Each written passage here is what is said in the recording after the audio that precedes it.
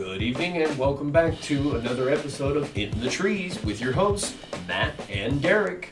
And tonight's episode, we're going to talk about the existence or the possibility of the existence of giants. What do you think about that?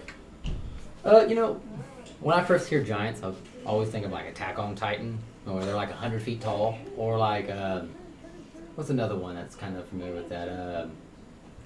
Well, it's probably more anime related, but I get the point. It's probably not 100 feet tall giants. I think they're more like realistic ones that are probably like, I know in the Bible they mention like, there's a few examples. I know early like the Genesis era. I know there's like the Nephilims, which I think are like the hybrid, angel born or fathers with women from Earth. Yeah. I think there's also I guess Goliath would be also another example of someone that was giant. I think that's like during the David and Goliath arc of the Bible. Absolutely. But I'm sure there's more examples of that throughout times. I'm not really too versed on it. I'm always kind of skeptical, especially once I get past like I guess the more realistic 10, 12 feet tall, like I said, like the Attack on Titan. There's just physics just doesn't allow, I guess, in our understanding of physics, doesn't allow for that size to exist, really, I guess. Right, absolutely. No, I agree with you. To be honest, there is tons of evidence, both modern and ancient. They're going all the way back, bro, to our most ancient histories. I'm talking like 2500, 2800 BC are some of the first stories of even in our document. Have you ever heard of the Sumerians? Yeah, I think that's kind of close to like the Babylonian era. Right. They were the first civilization that had recorded history and invented everything from husbandry to mathematics to agriculture. This civilization did it. And one of their first tablet stories that still survives today, at least, was called the story of of Gilgamesh. Have you ever heard of him? Maybe once or twice. The name sounds familiar, but not super versed. I mean, we've done some research prior to this, and so I'm kind of familiarized with it a little bit now. But prior to today, no. Yeah. Not at all, really. We got to check out this video, guys. And so, guys, this is our first time trying to, put in a video. So give it a second to, let's try it out. Of the Babylonian king Gilgamesh. In stone tablets that have been recovered, there are images carved of Gilgamesh taking on a lion. And looking at the scale of the ancient carvings, it appears this man had to have been at least 12 to 15 feet tall, taking into consideration the size of the lion he is portrayed to have slain. Gilgamesh lived sometime between 2800 and 2500 BC. He is the main character in the Epic of Gilgamesh, a Mesopotamian poem that is considered the first. I mean, you could take the story of Hercules from the Greeks and recast it into that guy. A lot of the original stories come from that, but you can go all the way back. Anything post-Diluvian, around 12,800 years ago, we had a really major. I totally know what that word means. Means pre-flood. Okay. I know that. I know flood. I know what flood is. There's over 180. Don't judge me. There's over 180 different flood myths across all different religions known worldwide. I did know that. I did know base of most all religions kind of have like some type of flood. Yeah. There was a reason for them to wipe out. And I know in the biblical era, I know the reason why in Christian religions, which I guess it would be Judaism. Judeo-Christian. Yeah, religion. The Nephilims basically were just overrunning, just ransacking villages and stuff like that. And it got to the point where God was like, hey, we need to wipe this out. Right. They didn't have manpower. That's the most... Basically, yeah. There's now scientific data. And it's not that far-fetched to believe because if we really look at it, we're not the only hominids that ever existed. There's over 32 known human subspecies in our family tree. We just happen to come out on top. The most evolved. When we beat out the Neanderthals, there's one called Denisovians. Yeah, I knew about the Neanderthals, but not much beyond, like maybe a couple other different random names. Yeah.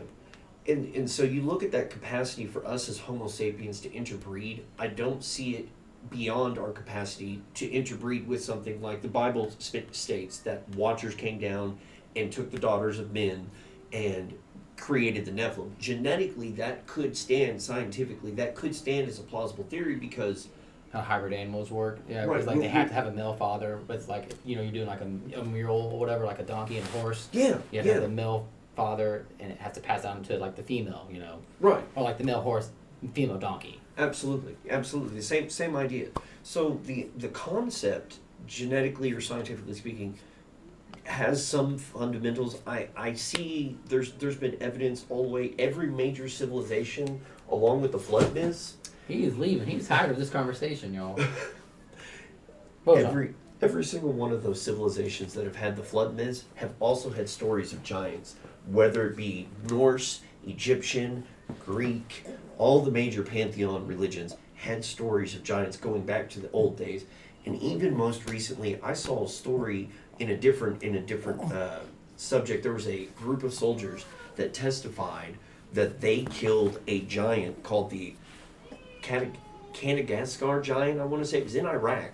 This 14-foot red-haired giant. This was in 2002, bro. Yeah, I've definitely not heard that one.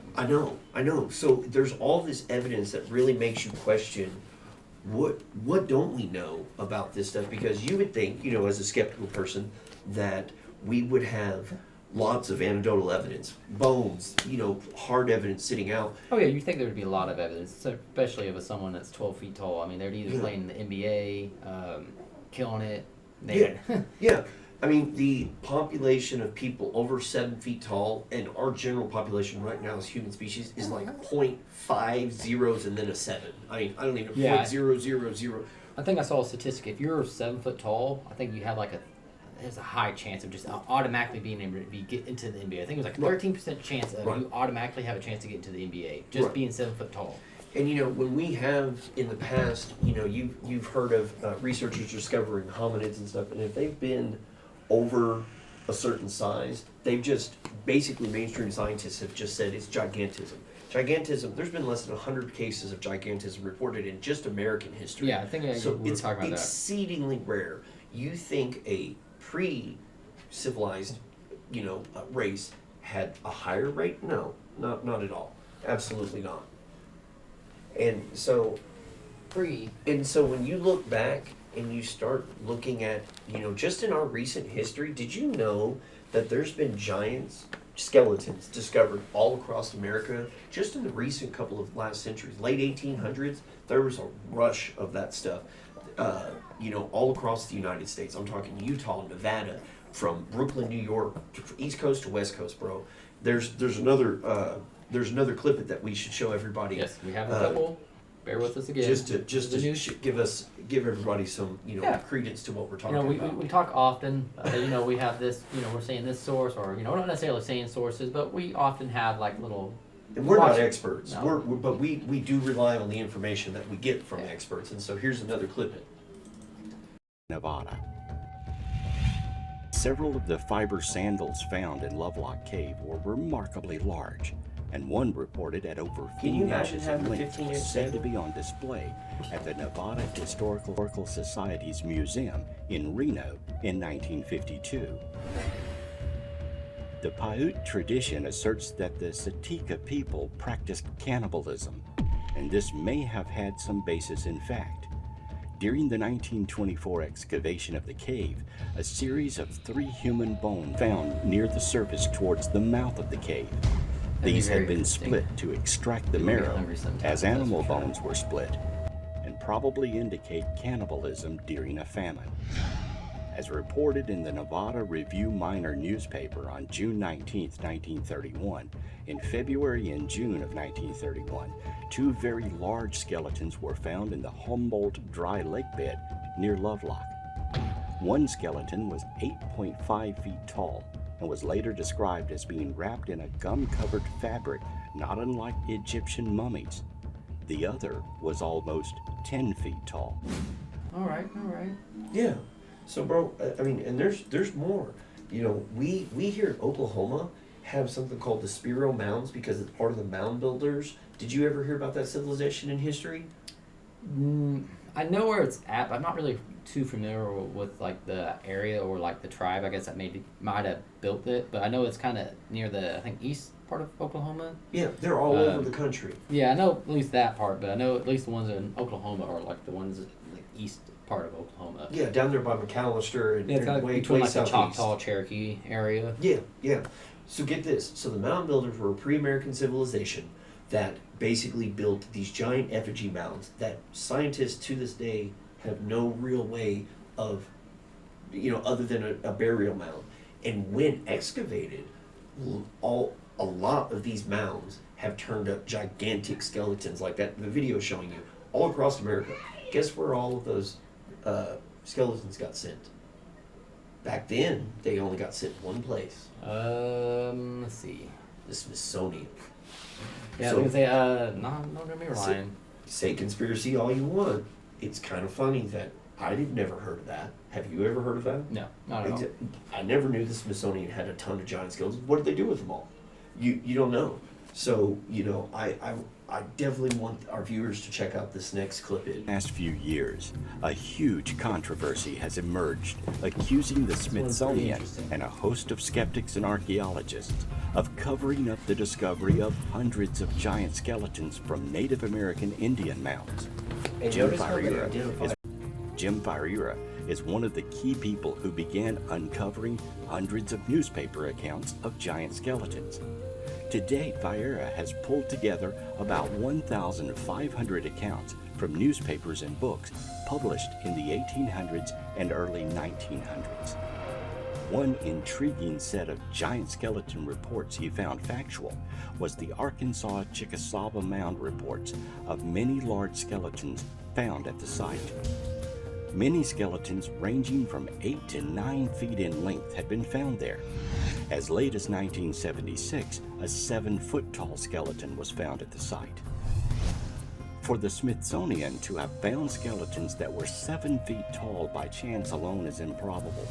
The height of many of the individuals entombed in ancient American mounds was far taller than the general populace, far beyond what could be explained by simple chance. Why would the Smithsonian cover up such a find? Skeptics have related that the disorder of giantism probably was the cause of many reports, but they actually cite no evidence for this assertion. It is a weak attempt to explain away and dismiss the issue. And so going back to, like you were talking about biblically, there's a couple running theories here. The Nephilim translates into the sons of Orion, apparently, is the rough translation of the word, meaning of the word Like Nephilim. the belt? Yeah, the Orion belt. So the most common running theory, and this all ties into aliens and everything else, is alien visitors came down, they saw that we had, beautiful, attractive, what they considered, desirable females. They interbred with them and then created these giant offsprings that ended up being a ruling class. And there was different races, apparently. There's different sizes, just like you talked about earlier, where when I think of a giant, I think of somebody 8 foot tall, and I'm looking at them like a giant. I mean, we have family members that are like 6 or are massive, and their family members are massive. Like Yeah. we personally Yeah. know guys that are 6'8", 7 foot tall almost. That Dwarf I us couldn't as it imagine is. another foot plus onto that person, or even more than that. That would be Yeah. very nerve wracking when you're under 6 feet tall. That's Yeah. for sure. And so the diluvian flood and all of that ties into the possibility of giants existing, because they, not only was it genetically possible, but it was also something that happened historically. And when you look at all the accounts of giants in every major mythology, every major faction of old religion, and then you look all the way up into modern times where people are sitting here going, I've discovered this and that, and they keep discovering these red-haired, blonde-haired, blue-eyed, green-eyed giants. The stories of Native American tribes go back as far as anything, but you don't find a lot of those traditions talked about, it seems. Yeah, not really. Not for the most part. Yeah, not at all really. Yeah. I mean, I remember there was a video I was watching just recently where on this subject where they were talking about some of the giants that they've been finding have like double rows of teeth, larger. Supernumerary. That's Yeah. the word for it. When you have 2 or more. Yeah, that would be kind of crazy. Yeah. Definitely take a bite out of them. Can you Big- imagine? I mean, I can understand why maybe if there was giants at one point, why they kind of evolutionary kind of got beat out by the smaller, more efficiently. You just don't see large animals really. Yeah. So there's no way to feed that population really without just Yeah. collapse. You know. Scientifically speaking, what's to say that a subset of human beings did not have gigantic proportions to them, and just like you said, got beat out in the race to the end, just like we did with every other species? That's plausible. Mainstream science doesn't talk about that, and it's a wonder with all the evidence that dates back. All those newspaper clippings. Those are real newspaper clippings that we were showing everybody. We actually have more actually too. Yeah, let's show them that last So video. last little clip it again, guys. Hopefully this worked out well. On the 4th of May 1912 issue of the New York Times, the 18 skeletons found by the Peterson that. brothers on Lake 68 Lawn Farm in skeletons, southwest 8 feet Wisconsin tall. That was the New York Times. exhibited I think. several Yeah. strange These are and some of the freakish other ones. features. Yeah. Their heights 1980 ranged from or 7 foot 1890, 6 sorry. feet and 10 feet. Look at and that. their If you skulls, saw a 10-foot presumably tall those man, of men, were you would much be larger terrified. than the heads of any I mean, race even which we 7'5" have guy known could today. terrifying in real life. Absolutely. No, I would be mortified. And there's what you were talking about, the supernumerary condition. Yeah, I mean, like I said, I'm still kind of skeptical when it comes to these things. I mean, this thing is fascinating. I think it's kind of be interesting, but I'm definitely one of those, like, I'd like to see more proof, or obviously it could have been one of those things that they just decided to hide because it was one of those things that would just cause too much, like, if that's the case, then what would it really come from, Well, giantism, if giants really existed, the first thing that would get thrown out the window is Darwin's evolutionary absolutely. theory. Yeah, because where's that missing link? How many That's a people big-ass are link. invested in that theory standing? Yeah. More so than the people not. And again, maybe we should go check out the Spiro Mounds at some point in a future episode where we might be able to find some evidence ourselves, because there was did you know that the largest, and they found this in one of the mound builders things, they found a stone axe 275 pounds. It was 27 inches tall, 11 inches thick, and 3 feet long. Perfectly shaped stone axe. Can you imagine how big you'd have to be to swing a 275-pound axe? It would just be incredible. Oh yeah. But Biceps for days, bro. yeah, and there's far more evidence out there than just this video, folks. We'll touch bases on this again at some point, and but as a subject, I find it very fascinating to wonder where were we in human history, because there's ancient relics. Have you heard of the Texas hammer that was in the stone? Yes, I know Yeah, what you're talking they about. discovered. I was shown that like a couple weeks ago, actually, funny enough, where it was like that stone, the hammer that was just super old, that it's like, it's part of its chemistry that's been happening to it. Like, I think part of it's turning to like another form of like metal. Part of the wood was turning into coal. Yeah, and Yes. that process just takes Hundreds of eons, millions of years. Which was throw off the whole debate of. Right. Yeah, I saw a little. I think it was one of those little short videos that they kind of have out there where they show a bunch of different things. So I can understand why. Why they want to make history the way they want it. Right. And not question any of these things. And I can see why, and that is the case, why they would want to hide stuff like this. Right. You're talking about 600 million years, or even in the era of pre-Cambrian and stuff. Bro, that throws every major scientific theory out the window about where we came from, who we are, and who's been around while we've been evolving and stuff. Because they say 2.3 million, something like that, is the first hominids around. But that begs the question, don't you think? Oh yeah, no, I mean, during our research of this video, I think they were mentioning how there was some of these big footprints that were found in Stone? they were fossils, I think it was saying. Yeah, And yeah. It was like 250 million years old, and they're like, well, this would almost predate any earliest like records of human footprints and stuff like that. Right. They wouldn't admit it was a human footprint. And I got curious, y'all. I'm not even gonna lie. So I went and asked ChatGPT about this, and it was like, oh yeah, it's it's 10,000 to 15,000 years old. It's this kind of footprint. La da da da. I'm like, wait, hold up. It was found amongst these kind of fossils, which Right. would make it millions of years old. And it was like, oh yeah, well it's actually millions of years old.